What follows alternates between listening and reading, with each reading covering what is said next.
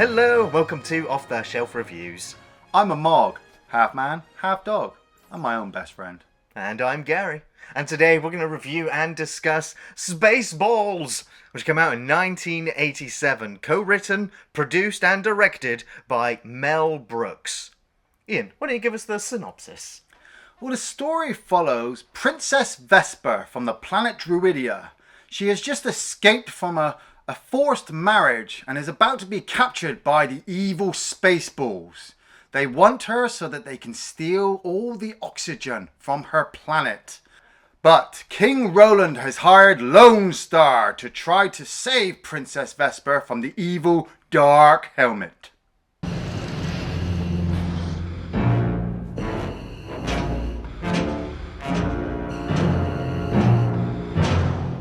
You know, Mel Brooks is he's still regarded as, for me, the king of parody. Yeah, totally. You go all the way back to Blazing Saddles, Young Frankenstein, you got Silent Movie, and then to the later extent you've got Robin Hood Men in Tights. Dracula Dead and Love in it, right. You know. He's just a source of endless humour. Totally. And almost every one of his movies is insanely rewatchable. And he always said that you should only ever parody something that you love. Yeah. Because then it comes from the right place. And it's one of those things that you just get inherently, so that when you're making fun of it, you know how to. And you also know how to respect the source material as well. Yeah. So much so that when he had the screenplay for Spaceballs, and it wasn't even called Spaceballs, it was called Planet Moron. But they checked, and there was a film that came out like 2 years prior called Morons from Outer Space. So he was just like, oh, you know what? It's got to have space in the title. Yeah. And then they were in the office just brainstorming ideas until he shouted out, balls! Space balls! And that was where the film title comes from. But, you know, he loved Star Wars. And once the screenplay was written, he sent it to George Lucas. Yeah. He was like, I want your blessing, please, on the film. And George Lucas loved the screenplay so much that...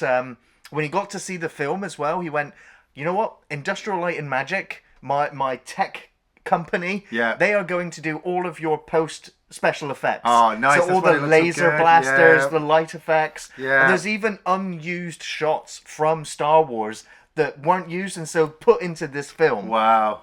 Like the escape pods towards the end. Yeah. Completely filmed for Star Wars and not used, so we just went, there you go. But there was... one massive stipulation from George Lucas to Mel Brooks. I think I know this because I've read this, but carry on. Right, and it was, you're allowed to make a Star Wars parody on the sole condition that you make no merchandise to compete with my Star Wars merchandise. So Mel Brooks was like, okay. Especially, I read this up as well, especially action figures, because he was worried that Mel Brooks' action figures would look better than his original Star Wars ones. I was like, yeah, that is true. And so that is why when you watch the film, there is a running gag that the entire film features countless amounts of film merchandise that is completely unavailable. Spaceballs the doll. Me. May the Schwartz be with you. I watched this, I was saying this to Gary before we hit the camera, you know, I watched this, I think, at the right time of my life. You know, I am still a big Star Wars fan, you know, regardless of what people say, regardless of the troubles that the films go behind. I like laser blasts and ships flying around and pew, pew, pew. It's all great, you know, and when you're a kid and you're just eating all up, you get a film with I remember, I think on the picture on the front, it's just all of them in a group and Spaceballs and somebody firing their finger in the laser, and I'm like, I have to see this, you know. And once you get into the film, if you know what you're looking for, everything is funny. Well, even the opening text crawl. Oh God, in the style of Star Wars. Oh, you know? yeah. It's maybe not as funny now as it was when I first saw the film. Because we've seen endless, title crawls now. Totally. But I love that still makes me laugh the bit at the end where it comes up, if you can read this, you don't need glasses. I'm like, that's still funny. But then you get that whole shot of the ship, you know, and like, I know Star Wars did it first, and a lot of the other sci-fis tried to copy of it, but Mel Brooks just went, you know what, I'm just going to take the piss out of it. How big can we make Spaceball 1? Right. You know, how long can we make the audience sit there until you go, where's the end of this ship? Right. It's like nearly 2 minutes just panning along this ship.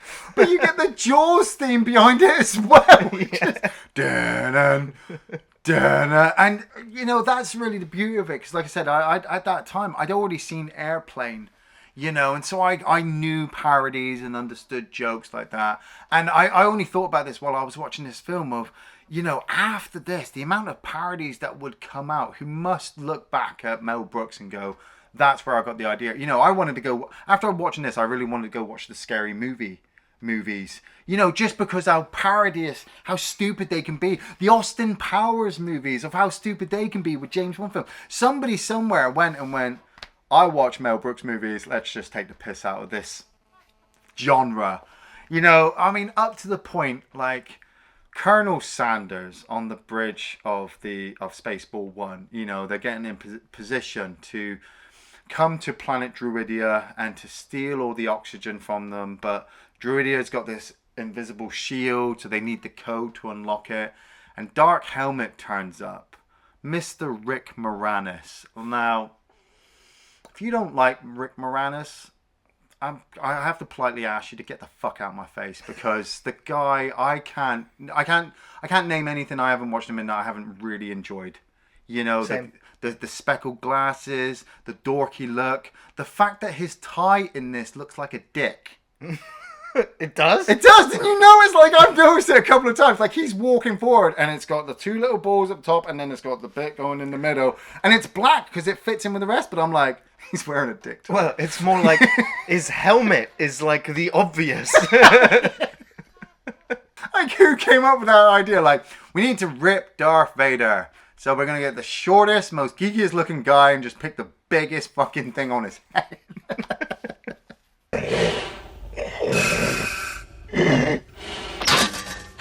I can't breathe in this thing. But it works, you know, and the humor is just there. I mean, granted, you know, he doesn't force choke them, but he laser blasts them in the nuts. And the guy goes, oh! They have some of the best dialogue, just him and Colonel Sanders on that set. I mean, I don't want to jump all over the place. Like we try to avoid that with our reviews, as we try to keep context with it. But, you know, with parodies, you know, it's really hard because it's just joke after joke after joke. And the amount of jokes they have on that bridge, I'm surrounded by assholes joke, is fucking brilliant. You know, like, stop firing! Sorry, sir. And he's got cross eyes. Who hired this man? I did. He's my cousin. Who is he? He's an asshole. You know, it's just back and forth. Them ripping, like, how many takes must they have done that? Well, I can tell you, Mel Brooks was kind of famous for doing more than 10 takes of everything. Oh, he was right. aiming for perfection every time. It drew some of the actors a little bit nuts. Yeah. But he also let them improvise as well, and just played with the dialogue. Yeah. He gave the groundwork and just went play with it. And obviously Rick Moranis, John Candy. Oh, yes. They're fantastic at just improvised comedy. Yeah. And so often or not, they would just say a line, and Mel Brooks were like, "They're staying in. Like, you can't write that." Funny. She doesn't look Jewish. Well, yeah, Mel Brooks is... I mean, his Jewish humor is in every one of his movies. And he always said, I feel a bit guilty putting it in there. But then he always says, but I also feel proud that I left it in there. Oh, man. Okay, Mel. Like, yeah, I love the fact that he's in the movie as well, because he's got some great sequences. Like, when he gets beamed by Scotty and his head's on backwards. Or the bit where he's in the toilet and she calls him on that video one. He's like, "Don't call me here!"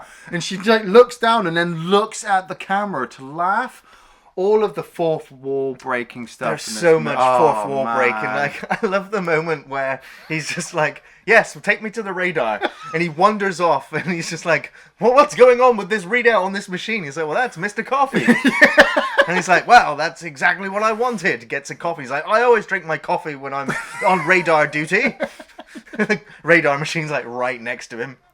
They have that little rundown, don't they? Right, we've come to the planet, we're going to steal the oxygen, we're going to kidnap the princess to get the code to get King Roland to open it. And Rick Moranis just looks at the camera and goes, "You got it?" Once we kidnap the princess, we can force her father, King Roland, to give us the combination to the air shield.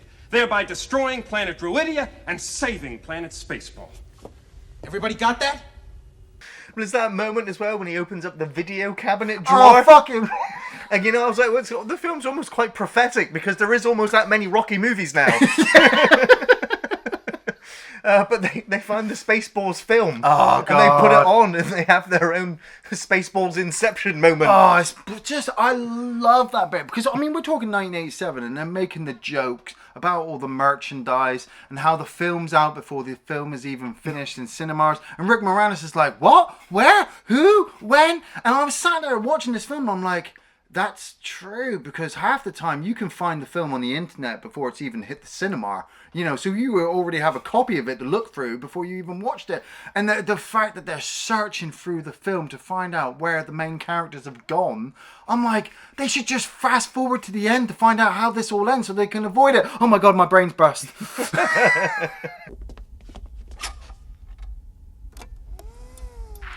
That's much too early. Prepare to fast forward. Preparing to fast forward. Fast forward. Fast forwarding, sir. So it cuts back down to planet Druidia. Yeah. Princess Vesper, it's her wedding day. She's not too enthralled with her prince, her husband-to-be. He just keeps falling asleep.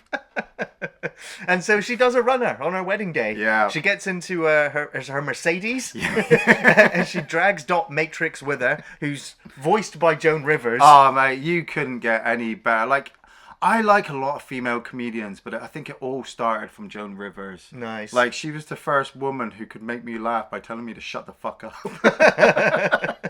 Yeah, I kind of feel bad for the it was a mime, an actress that was in the suit. Yeah. And she worked her butt off. She did. Especially in the desert sequences as well. And so yeah, she was suffocating in that suit. But she was the original voice, but Mel was just like, I'm sorry, but your voice just isn't quite right. Yeah. He brought in Joan Rivers, who had never even seen the film, and just did her lines, and Mel was like, that's what I wanted. Yeah, you just needed this.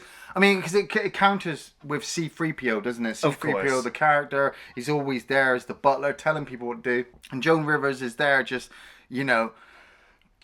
she kind of thinks that she knows what she's doing, but then at the same time, she's just playing up to everybody else. So with Princess Vesper, when they're in the car, and she's giving her this big talk about why she couldn't run away. And then Princess Vesper just kind of lifts up her earmuff and goes, what'd you say? The Princess Leia earmuffs was fantastic. What a joke. I got to bring up now, Daphne Zuniga, who plays Princess Vesper, I did not realize was the same girl from Fly 2. Right. Like, I learn something new every time we do an episode of this. I'm like, oh, it's her! Shit! I didn't recognize her from any other films other than those two, really. No, I haven't seen Fly 2 in such a long time. Or I haven't seen these two back to back, but she played a really good Princess Leia kind of, I want to say knockoff, parody, but she also made Princess Vesper her own. Right. And that's something you got to take from this film, is that as much as it's a parody of Star Wars, every character is their own character. So, when we get to Lone Star, played by Bill Pullman, man, that president of the United States, like when after this, he's like, I'm going to go save the world. Of course. And like Gary said, we've got John Candy playing Barf, the half man, half dog Chewbacca parody. Once again, can't name a bad film with John Candy in, so this one just goes right up there. And I love the way you just pay attention more when you're reviewing a film. The amount of times he smacks Lone Star in the face with his tail as he walks past. And Lone Star just goes, fuck, stop whacking.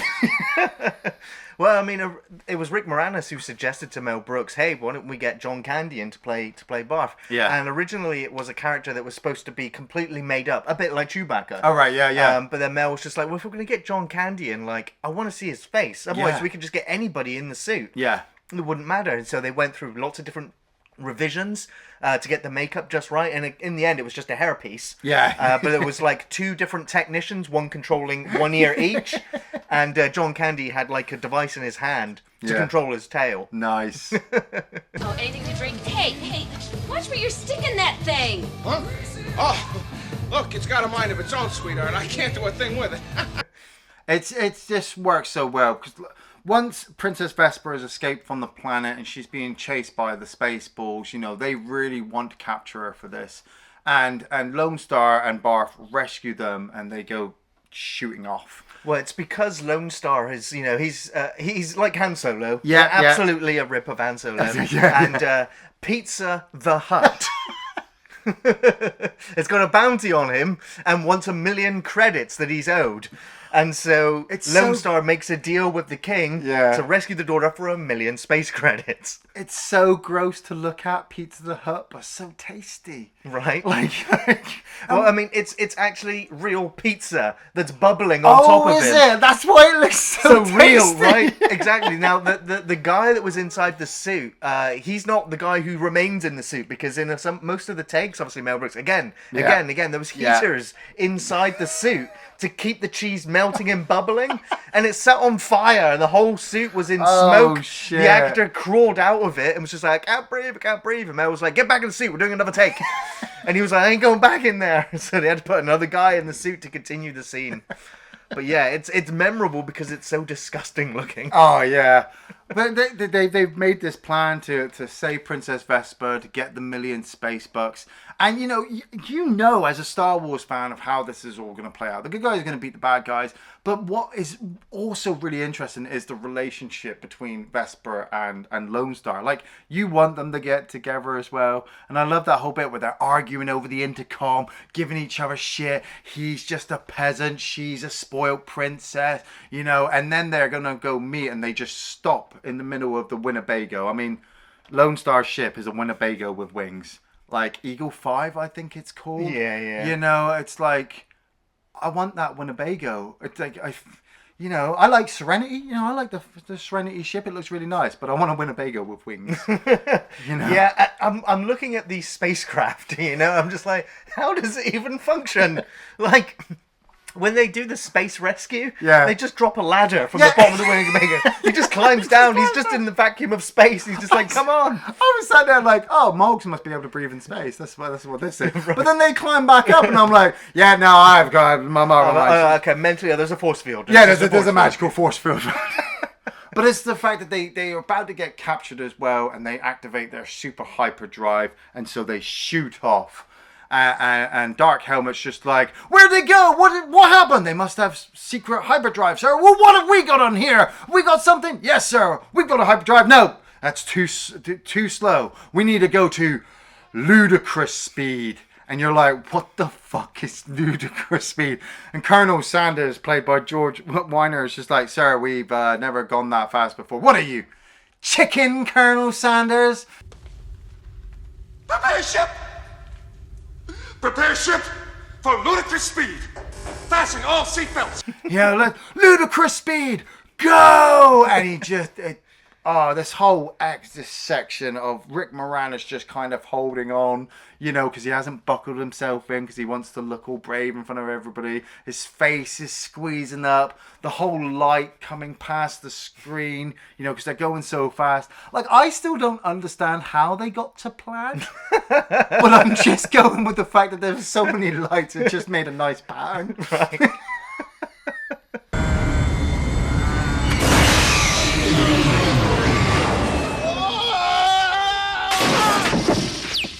But they end up losing them anyway, and Lone Star and his crew end up crashing onto a planet. Yes. And there's another kind of, like, I guess, a prophetic line of dialogue. Right. Where all the aliens have surrounded them.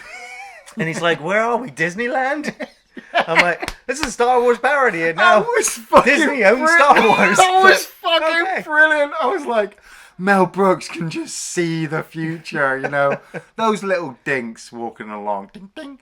Ding, ding, ding, ding, ding. I was just like, great. And then when they get to their secret hideout and they go inside, we realize that this is the secret lair to yogurt.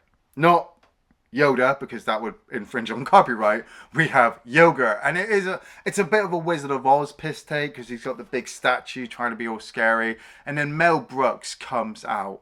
And I got to give the guy dedication, because he's playing President Scroob, the president of the Spaceball people, who's just, there. He wants this air because there's no good air on planet Spaceball other than the little cans of Perrier that you can buy. And then he's putting himself in there as Yogurt, and you can see all the prosthetics that he's got on and the makeup and the fact that he's trying to be small. But if you look carefully, you can see his legs. Yeah, he's walking around on his knees. I know, it's just brilliant.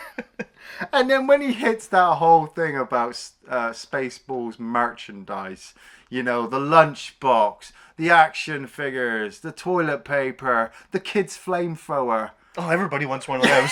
Totally. I'm like, why don't we get Star Wars flamethrowers nowadays? Oh, man. It's So if you look, when he picks up like the colouring book and the lunchbox, it's Optimus Prime. Yeah! I was like... Well, they just didn't have enough time to do it, or the prop master was just like, screw it. Well, it's prophetic, isn't it? What leads up later on in the movie. Yeah. Because while they're on the planet, like we said, the Spaceballs have lost them, but they've searched through the Spaceballs movie to find out what planet they've gotten to. And then when they get to the planet, that fucking line of combing the desert. That was awesome. I mean, there's an effect right at the beginning of like this safari outfit. Oh, God, the helmet. But like their vehicle looks like it's floating. Yeah. But now I've watched it like on Blu-ray. Yeah. Like you can see all the mirrors that they've used to give it the illusion of it floating. I was like, well, back in the day that looked totally fine. Yeah, But yeah. Them combing the desert with literally giant combs was amazing. And a small bit of trivia for you. Yeah. The guy who goes, "We ain't found shit." Yeah. That's Tim Russ, who is Tuvok from Star Trek Voyager. Oh shit! Oh man, I wanted to realize like that guy's got to be somehow famous because he's been given this line. The camera's close up to him, and it's just brilliant. I mean, I want to shout back to Michael Winslow. Yes. On board Spaceballs, fucking doing the voice. There's only one person who would use strawberry jam. You know, the radar's been jammed, sir. I've lost the bleeps, the creeps, and the sweeps. And you're like, the what? And then watching him do all the All the sound effects. And just making it sound so brilliant. I love it when he's doing the get away. Right.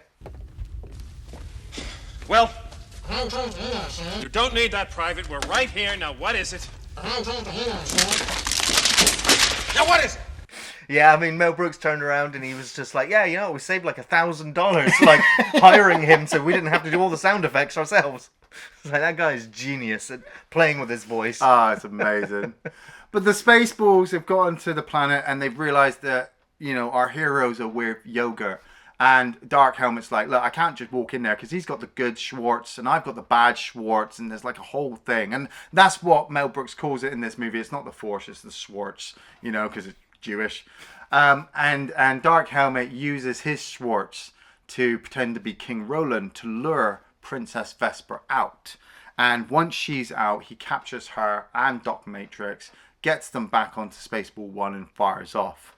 So Yogurt gives Lone Star and Barf a bunch of fuel so that they can get after Spaceball 1.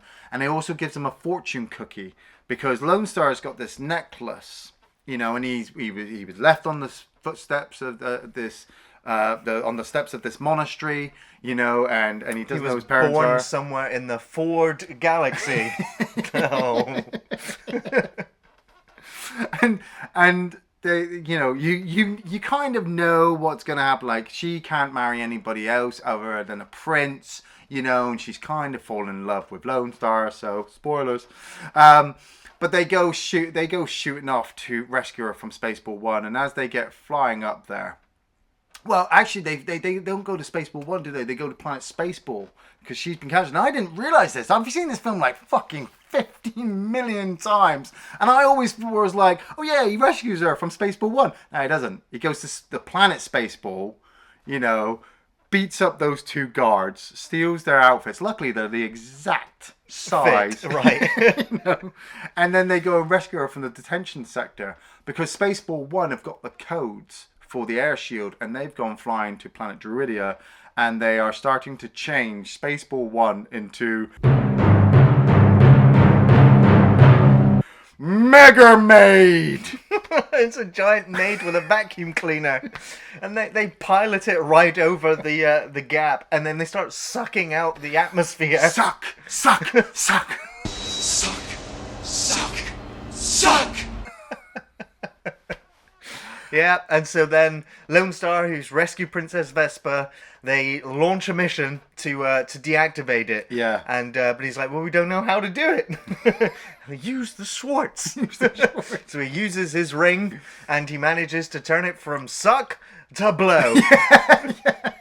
And you see in reverse animation all the trees going right back down again. Man, I swear I had a Mandela effect with this sequence, right? Oh. You know, like I said, I've seen this film 100 fucking times, and I swear I must it must be in my brain just lost, but I swear when Mel Brooks, Colonel Sanders, and Dark Helmet are on board Spaceball 1 going suck, suck, suck, I swear the other guys must have said blow, blow, blow at one point when they reversed it, but I've never seen it again. And I'm like, I know I'm not mad, or I might be mad, I don't know, but I swear I've seen it! But it doesn't happen. You know, he reverses it, and I love the fact that the trees plop right back in the exact alignment, spot. right. You know, the snow goes right back onto the mountain. The king wakes up again. He's like, I can breathe. It's Hey, fresh air. I'm fine. And they fly through the ear of Mega Maid to try to get to the self-destruct sequence. And Lone Star heads to the self-destruct button. And while he's there, he sneaks up behind a guard and he's like, "Huh! What are you doing? I'm trying to do the Vulcan neck punch." It's where the shoulder and the neck connect. Oh, okay, there. The guard's just like so helpful. I'm like, you are the last guard to the self-destruct system. Oh no, there's the other guy, the guy with the shaving foam. Oh, right. You know, that he shaves in the face. And I was like, I really hope that's some kind of whipped cream, because that must taste fucking horrible. So just before he gets to turn off the button, though, Dark Helmet turns up. Yeah. And he does the whole, there's something you didn't know about me. I'm your father's housemate's distant relative cousin, whatever it was. Like a long... And what does that make us? Nothing. Nothing. Then they get their Schwartz rings out, but they place them precariously over their testicles, and then they just make these big rods. And you have your lightsaber fight, and knowing that obviously, you know, Industrial Light and Magic. yeah, George Lucas went, "Yo, we're going to help you." It just makes it even more sweeter, you know, because sometimes with the parodies, you know, the special effects can be so bad, it ruins the joke. You know, like I said about scary movies, sometimes that happens, like with the cat, when the cat's running around, it just looks so fucking stupid, you know? But seeing this, like, I like lightsabers, and seeing these two lightsabers, like, clash against each other, the way they point them. It's the fact that he holds Dark Helmet back, and he can't reach him. The way their lightsabers get intertwined. Well, if I put my leg there and you ready, push, you know? And he ends up beating him up and knocking him into the big button. The self-destruct is then activated. Yeah. So that's an awesome sequence as well. Like you don't know what we've seen lots of sci-fi shows. Self-destruct gets activated and everybody just calmly moves to the escape pods. But in this, you can just see like all these random people just struggling to get to an escape pod. The circus freaks, you know, the mall The bearded operators, lady, the bearded a bear. like all these stupid things, up to the point so that there are no more escape pods left, and the only 3 people on board are our 3 evil mains, and then everything just explodes and the head goes flying off. And Lone Star flies Princess Vespa back down to the planet, drops her off, and buggers off. And Princess Vespa is pissed at this point because she's like, just like Leia, she's like, oh, he took the money and he just went. And we cut back to Lone Star, who's stopping at a space diner. And I don't know if you've noticed, I paused it, but there's a Millennium Falcon there. Oh, I was like, is there any other ship? And I had to search, and I was No. like, no, just a Millennium Falcon. All right, okay.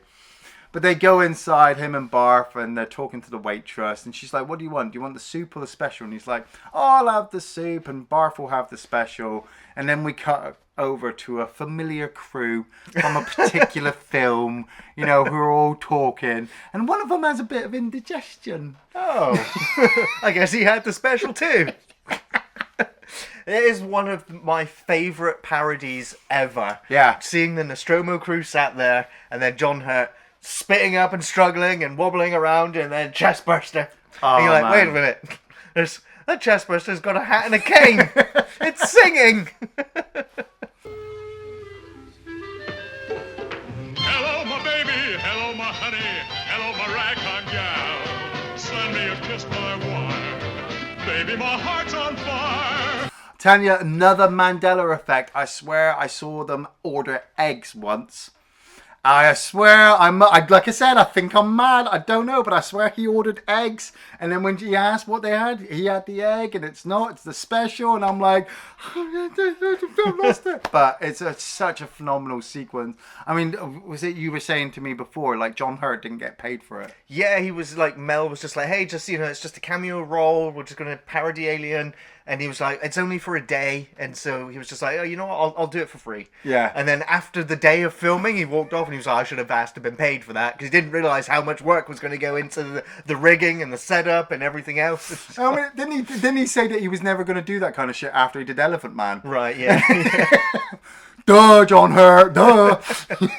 Oh, great actor, though. And, it really just gave that scene some gravity as well. Actually having John Hurt there. Yeah, because like as a sci-fi fan, like I said, if you know the jokes, if you've seen the films, everything is so funny. And it's the way John Hurt goes, oh no, not again. Like this happens on a daily basis. Yeah. And I like that chef who comes out and just looks and goes, and it's like dancing. But Princess Vespa, she's being forced to obviously marry Prince Valium, and she realizes from her father that Lone Star didn't take the money. He just wanted some money for gas, and he just left. So it turns out he's not a complete scoundrel. He's actually got some honor. But we then cut back to Lone Star and Barf, who are in the Winnebago, and they've got no food because obviously they're not having any specials. And the fortune cookie that Yogurt gave them, they open. And Yogurt comes out and says, oh yeah, your medallion. Basically, it's the birth certificate for a prince. You're a prince, hey. And he's like, I'm a prince? That means I can marry Princess Vespa, woohoo! And they're so happy. And he flies back as fast as he can and walks in that badass white suit. I love the priest. There's so many little characters in the background of Mel Brooks movies that have such witty lines, and this priest is one of them because he's so fucking adamant he's gonna marry somebody here today. And he just ends up doing the short version. Do you? Yeah. Do you? Yeah. You're married. Right. Done. Okay, here we go. The short version. Do you? Yes. Do you? Yes. Good. You're married. Kiss her. Yeah, and it's, they lived happily ever after, fairy tale ending. Yeah. But fantastic. But the Spaceball head is still, the Mega Maid head is still flying through space, and it finally crashes on this planet, and we follow two apes from Planet of the Apes, with the prosthetic effects, which is so brilliant, riding up and watching these Spaceballs climb out the nose. And they've got such a great line. I'm going to save it for my favourite scene, but right. The movie's just one big fucking joke. Yes. That's pretty much how the film ends as well. Yeah. I mean, they did reference Spaceballs 2, The Search for More Money. Oh, yeah. Which sadly has never come to pass. And so many of the actors sadly have passed away. Yeah. I just don't think it should ever be touched. I mean, there was a short-lived animated cartoon of Spaceballs. I'd heard, yeah. But it was awful. Like, it is one of the most awful things ever. So never look for it. Just let it die. Worse than ankle biters? It's on the same level. Oh, damn. Yes. Damn. I did like the idea. I mean, Rick Moranis had been saying that he at one point, him and Mel Brooks had been in talks to make Spaceballs 3, The Search for Spaceballs 2. Right. I thought that title was amazing. I'm like, You have to do that. Just a movie trying to look for a sequel that doesn't exist. Right. Well, Iain, do you have any favourite scenes from Spaceballs? I didn't write down any favourite scenes for this film because I knew I would be here all fucking day. Just every sequence in the movie. And like I said, it was just personally for me, I hit it at such a right time. Every joke lines up. The Jaws jokes, the Disney jokes, the Star Wars jokes, the Alien jokes. Any scene with John Candy in, any scene with Rick Moranis in, any scene with Mel Brooks in, any scene in this whole movie is just funny. But there's always one scene that just has me in stitches every time I see it, ever since I first saw it as a kid. And it's that sequence with the Planet of the Apes, because it's just the way they ride up and they see the Spaceballs climbing out. And the guy goes, what's coming out of their nose? Spaceballs. And the guy goes, oh shit, there goes the planet. Spaceballs? Oh, shit. There goes the planet. It's just a cherry on the top for me. You know, if I haven't died of laughter through the film, that sequence, I'm dead. I don't say I'm dead. It's one of those rare movies as well that still retains like a PG rating despite the overuse of the word shit and fuck. Yeah, I caught one fuck. Right, yeah. Well, when they found the self-destruct thing was out of order, I heard a fuck and I was like, right? No, still a PG movie. Where is it? Where is it? It's gotta be here. Out of order! Fuck! Fuck! Fuck! Fuck! Fuck! But yeah, I have many favorite scenes in the movie. I literally wrote down the ones that made me laugh out loud. Yeah. And the first sequence that made me laugh out loud is when they jam the radar. And it cuts to the space shot, and you literally see the jar of jam hit the satellite. And then the readout, when there's jam coming down the monitor, and he wipes his finger across it and tastes it, and he's like, oh, there's only one person who would dare raspberry me, Lone Star. And then the camera pans in and just smacks him in the helmet and knocks him out. It's just gag, joke, gag, funny moment after another. Yeah. The combing the desert sequence with Tim Ross saying we ain't found shit. Just the different units of men just combing the desert. Absolutely hilarious. Yeah. The longest starship in the universe. That opening crawl. I'm like, that ship looks fantastic. Like, I love that miniature effect. Really, really well done. Princess Vespa's headphones, reminiscent of Princess Leia's head of hair. Just brilliant. Just an awesome gag because it blended so seamlessly. Yeah. You can tell. Of course, the Alien parody with John Hurt, the chest burster, and then it's singing and dancing. Yeah. Awesome. Born Somewhere in the Ford Galaxy. Fantastic. Ludicrous speed. Amazing. All the Rocky sequels. And then I think one of my favourite lines is, so now you see that evil triumphs because good is dumb. Now you see that evil will always triumph because good is dumb. Yeah, like when they're having their lightsaber duel, and he slashes across and he gets one of the the sound engineer or whatever. He did it. Well, Iain, I think this is going to come as no surprise to anybody watching. Do you recommend Spaceballs? I totally recommend Spaceballs, and honestly, I was thinking this last night when I was reading, when I was writing it all down and making my notes. That honestly, Mel Brooks is just he hits comedy at such a level that if you've never seen his film, there is one for everybody, be it a Western with Blazing Saddles, be it Robin Hood, be it fucking Spaceballs, be it Dracula 11, even the producers, which makes a mockery of all, filmmaking anyway. He hits Spaceballs really well. Personally, if you don't like comedy, get the fuck out.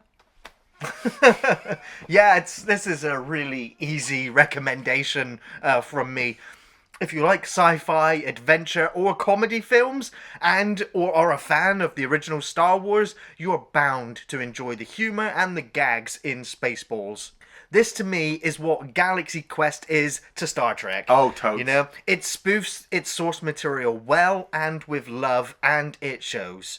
I'll admit that the film at times feels incredibly campy, goofy, and silly. Oh, yeah. But it has a nice range of visual jokes, fourth wall breaking, self-aware humour, with some slapstick comedy and many references to other classic sci-fi films. Yeah. There is so much to enjoy in this film. The performances, the sets, the music and sound effects, and the dialogue is endlessly quotable. Yes, it's not high art, it's looking dated now, but it still retains its charm, which makes repeat viewings a joy to watch. This is, without a doubt, a classic, a cult classic, and one of the best parody films ever made. I know comedy is incredibly subjective. You may not enjoy all the jokes, but it still works, even as a child-friendly adventure film that will be remembered with fondness and entertain for generations to come. And may the Schwartz be with you! Thanks for watching Off the Shelf Reviews.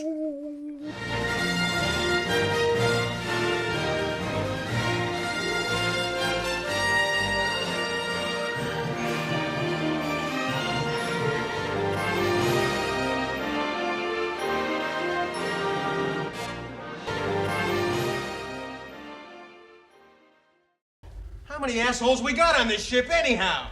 Yo!